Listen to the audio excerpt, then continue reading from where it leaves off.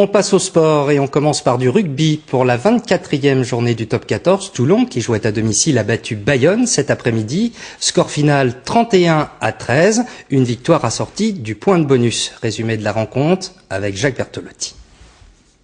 Pour sa première visite au Stade Mayol, Albert de Monaco aura eu droit à une première mi-temps princière de la part du RCT. Le temps pour Sébastien Fauquet, l'ouvreur de Bayonne, de se rappeler au bon souvenir de ses anciens partenaires, et la machine toulonnaise se met en marche. 16e minute, Fernandez Yobé, le petit par-dessus, il retrouve Giovanni Kerk et finalement Gabriele Lovo-Balavou pour le premier essai accordé sur la ligne après arbitrage vidéo. Cela fait 11-3 pour Toulon.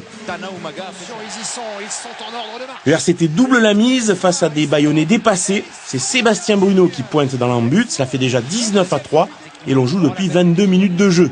Troisième essai magnifique, Pierre Mignoni feinte le grand côté et retrouve Lovo-Balavou démarqué.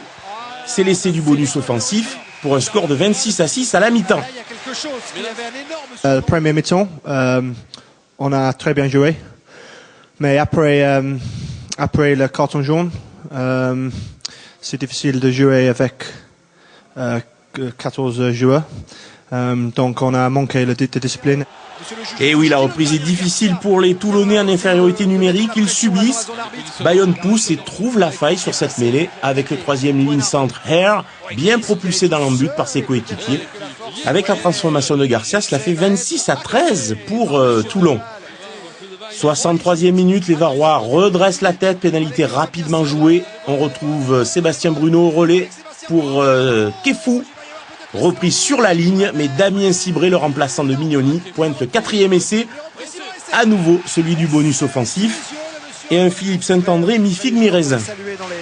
Heureusement qu'on a un public exceptionnel derrière. Heureusement qu'il y a une âme dans cette équipe, mais on joue 20 minutes à 14 contre 15 en deuxième mi-temps. On contre le vent en plus. Et ça, en tant que technicien et entraîneur, je suis pas content de notre deuxième mi-temps.